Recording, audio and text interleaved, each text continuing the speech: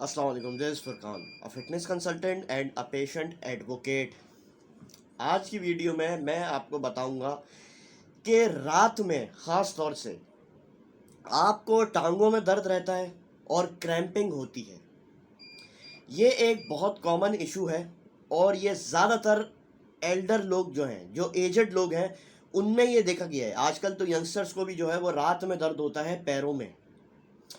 देखें, ये एक बहुत ज़्यादा जो है ना एक कॉमन इशू है और कुछ लोग जो है वो इस चीज़ के बारे में डायग्नोसिस हासिल नहीं कर पाते और जिनको फिर ये क्रोनिक लेग पेन और क्रोनिक क्रैम्प्स हो रहे होते हैं।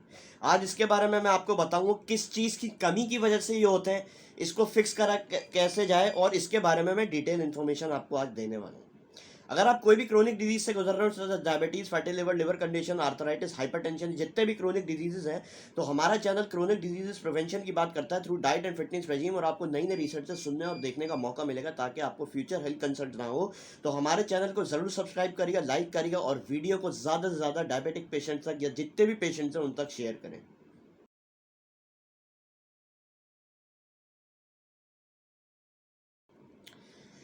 देखें, मैं आपको इस वीडियो में ब्लड टेस्ट भी बताऊंगा जो कि आपको इसमें करवाने हैं, लेकिन इन सब चीज़ों के अंदर डिटेल में जाने से पहले आप ये समझें कि आपके टांगों में आपके लेग क्रैम्प्स रात में किस तरह होते हैं, इसका क्या है पीछे बैकग्राउंड, ये बात समझना पहले ज़रूरी है, उसके बाद मैं फिर आपको बताऊंगा।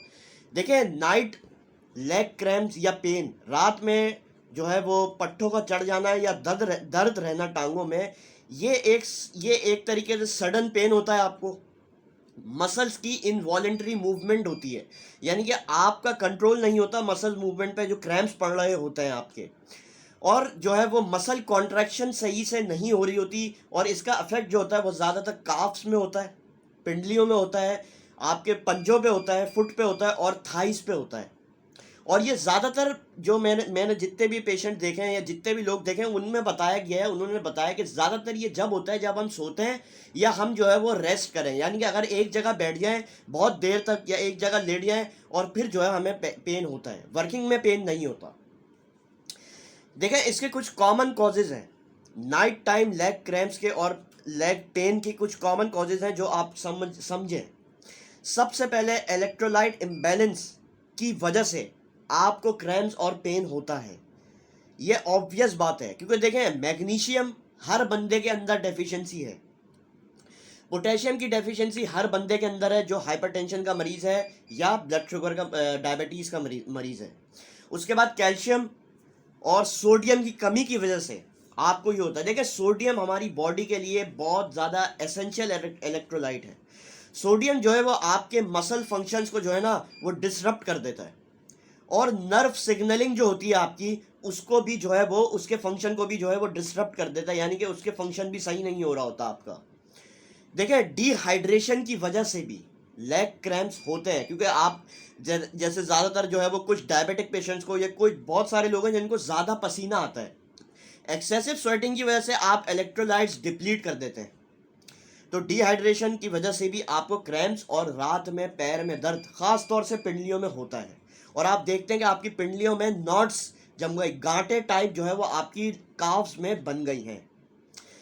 उसके बाद बहुत ऑब्वियस रीज़न है, नंबर वन रीज़न है जिसकी वजह से क्रैम्प्स और पेन होता है, वो है पुअर सर्कुलेशन ऑफ ब्लड। देखिए, कंडीशन जैसे कि पेरिफेरल आर्टरी डिजीज हो गया, ये डायग्नोज वक्त पे नहीं होता, तो लोगों को पता, लोग सिर्फ बोलते हैं यार टांगों में दर्द रहता है। इन चीज़ों को डायग्नोज करना चाहिए, अपने हेल्थ केयर प्रोवाइडर से आपको राब्ते में रहना है। इसके बारे में हम फ्यूचर वीडियोस में आगे बात करते रहेंगे। उसके बाद क्रोनिक वेनस इनसफिशिएंसी, ये होती है कि आपका ब्लड फ्लो जो है ना वो रिस्ट्रिक्ट हो जाता है इन चीज़ों की वजह से। ये आपका हेल्थ केयर प्रोवाइडर आपको सही से गाइड करेगा इसके बारे में। उसके बाद कुछ मेडिकेशंस हैं जैसे कि डायरेटिक्स। डायरेटिक्स जो लोग मेडिसिन लेते हैं, ब्लड प्रेशर में डायरेटिक्स दी जाती हैं, कुछ बहुत सारी बीमारियों में वो वाटर डिप्लीट करती हैं आपकी बॉडी में से, तो इलेक्ट्रोलाइट तो डिप्लीट हो गए आपकी बॉडी में से। उसके बाद स्टैटिन्स, ये कोलेस्ट्रॉल की दवाई है, जो कोलेस्ट्रॉल के कम करने के लिए दवाई दी जाती है स्टैटिन्स। उससे भी जो है वो देखा गया है कि आपके अंदर डिहाइड्रेशन हो जाती है, आपको क्रैम्प्स जो है वो होते हैं। और जैसे कि बीटा ब्लॉकर्स हो गया, और ऐसी सारी मेडिसिन जितनी भी हैं, वो आपका हेल्थ केयर प्रोवाइडर आपको, अगर आपको लेग क्रैम्प्स और पेन है तो आपके हेल्थ केयर प्रोवाइडर को देखना चाहिए कि सबसे पहले तो आप मेडिकेशंस क्या ले रहे हैं। अगर आप हाइपरटेंशन के मरीज़ हैं, हाइपरटेंशन के मरीज़ हैं, डायबिटिक के मरीज़ हैं, या जितने भी, अगर आपको लिवर डिजीज़ है वो भी। यहाँ पे मैं आपको पहले ही बता दूँ, अगर आपका डाइजेस्टिव सिस्टम सही से काम नहीं कर रहा तो आपको लेग पेन और लेग क्रैम्प्स ऑब्वियसली होंगे।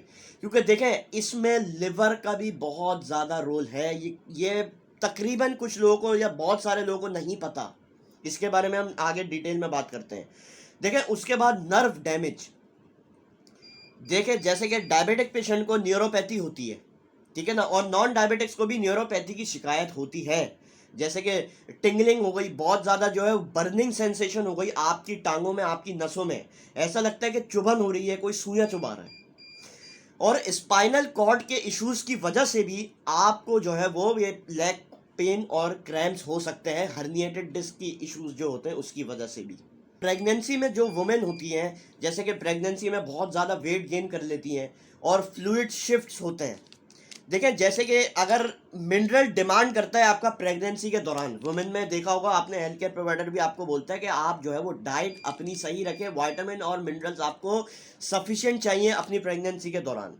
सेकेंड या थर्ड ट्राइमेस्टर के दौरान आपको जो है वो लेग क्रैम्प्स और पेन हो सकते हैं, क्योंकि बहुत ज़्यादा आपकी बॉडी डिमांड करती है मिनरल्स के। उसके बाद कुछ न्यूट्रिशनल डेफिशिएंसी होती है, और ऑब्वियसली ये न्यूट्रिशनल डेफिशिएंसी जो है, अगर आप अपना ब्लड टेस्ट करवाएंगे, इसके बारे में हम आगे बात करते हैं कि आपको कौन से ब्लड टेस्ट करवाने हैं, उसमें जो है आपको ये होगा।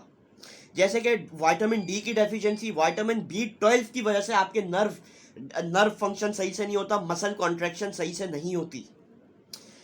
एजिंग भी एक बहुत बड़ा फैक्टर है।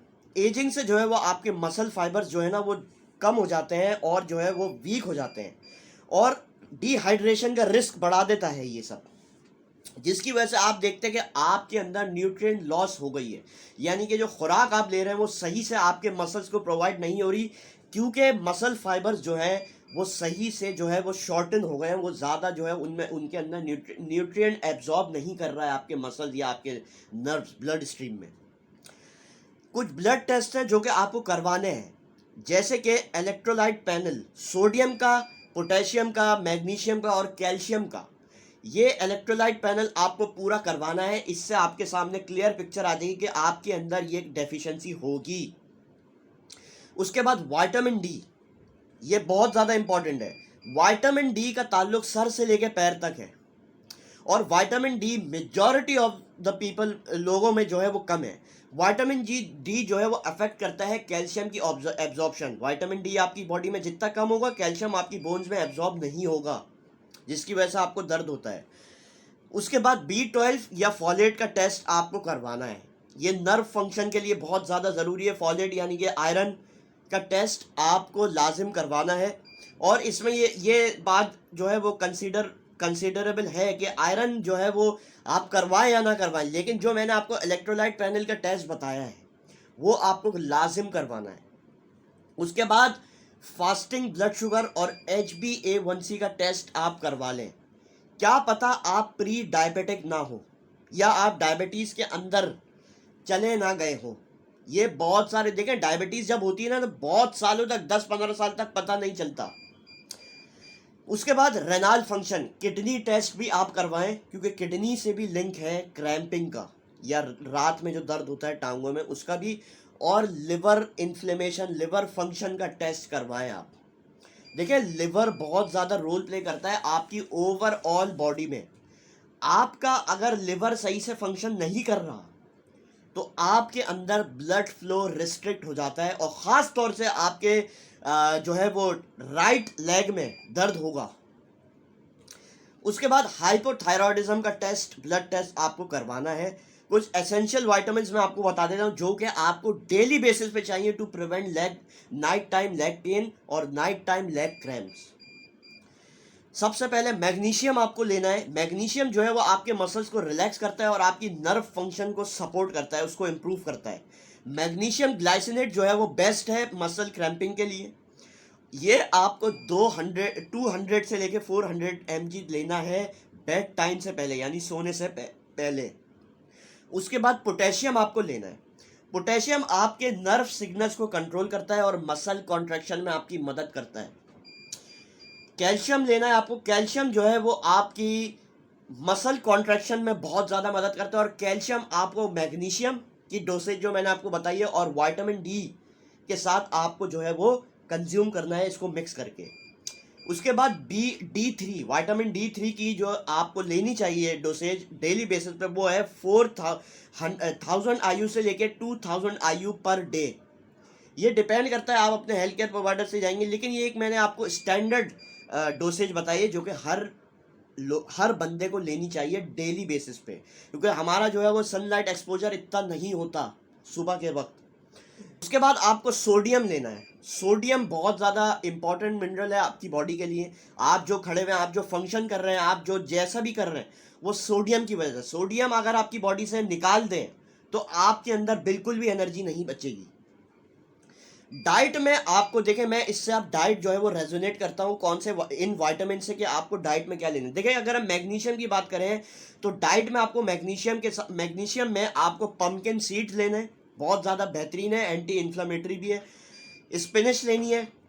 ग्रीन लीफी वेजिटेबल्स जितनी भी है उनमें मैग्नीशियम भरपूर पाया जाता है। बादाम लेने हैं और ब्लैक बीन्स का इस्तेमाल आपको डेली बेसिस पे करना है।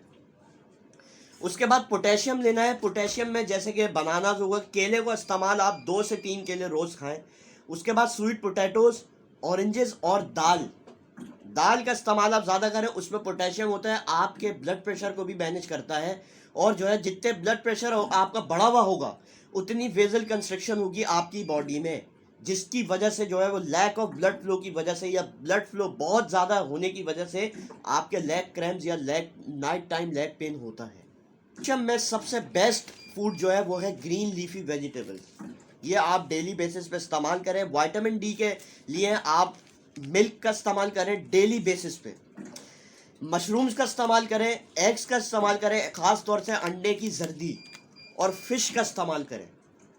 B12 के लिए देखें, बहुत सारे डायबिटिक पेशेंट्स को भी ये night time restless leg syndrome की शिकायत होती है कि रात भर जो है वो टांगों में बेचैनी। उसके लिए आप अंडे खाएं, डेयरी प्रोडक्ट्स खाएं, मीट खाएं और फिश खाएं। B12 इन चीज़ों में भरपूर पाया जाता है। अच्छा, कुछ चीज़ें हैं जो कि मैं आपको बताऊं, आप अपने जो है वो पेन को जो है वो रिलीव कर सकते हैं। जैसे कि बेड टाइम से पहले, सोने से पहले स्ट्रेचिंग जो है वो अपनी लाइफस्टाइल में इंक्लूड करें। देखिए, किसी भी फॉर्म की एक्सरसाइज, अगर मुझे कोई ओल्डर लोग देख रहे हैं तो वो वॉक ज़रूर करें, और अगर मुझे कोई यंग एडल्ट देख रहा है तो वो इस एक्सरसाइज किसी भी फॉर्म की, और मैं आपको मशवरा दूंगा स्ट्रेंथ ट्रेनिंग की। रोज़ 45 मिनट्स अ डे आपको स्ट्रेंथ ट्रेनिंग करनी है। और जो ओल्डर लोग हैं 45 से लेके 45 के एज ब्रैकेट को भी मैं रेकमेंड करूंगा स्ट्रेंथ ट्रेनिंग। लेकिन जो ओल्डर लोग हैं, स्ट्रेंथ ट्रेनिंग तो सबके लिए, लेकिन जो ओल्डर लोग हैं वो वॉक करें। 10,000 स्टेप्स कोशिश करें कि आप पूरे दिन में चलें। नहीं तो अगर कम भी चले तो, लेकिन ये बहुत ज़्यादा लाजिम है आपके लिए। एक्सरसाइज जो है वो आपकी ब्लड फ्लो इम्प्रूव करता है। उसके बाद आप मसाज करें। जहाँ पे आपकी क्रैम्पिंग है, जहाँ पे आपके जो है वो दर्द है टांग में, वहाँ पे मसाज करें। और जो है वो सोते वक्त अपनी लेग्स को एलिवेट करें, यानी कि सीधा सोए मत, लेग्स के नीचे पिलो रखें और उसको जो है वो एलिवेट करें लेग्स को। ब्लड फ्लो वहाँ जहाँ पे आपकी क्रैम्पिंग है या दर्द है वहाँ पे ब्लड फ्लो ज़्यादा बढ़ता है। और स्लीप पोजीशन का ख्याल रखें जो मैंने आपको बताई है। ये कुछ चीज़ें थी जिसकी वजह से आपको जो है वो रेस्टलेस लेग सिंड्रोम होता है, पेन होता है टांगों में रात में और क्रैम्प्स पड़ते हैं। ये ब्लड टेस्ट और ये चीज़ों का आपको अपनी लाइफस्टाइल में, जो मैंने आपको डाइट बताई है उसको जो है वो इंक्लूड करना है। अपने हेल्थ केयर प्रोवाइडर से फर्दर ट्रीटमेंट के बारे में ज़रूर राब्ते में रहिएगा। शुक्रिया।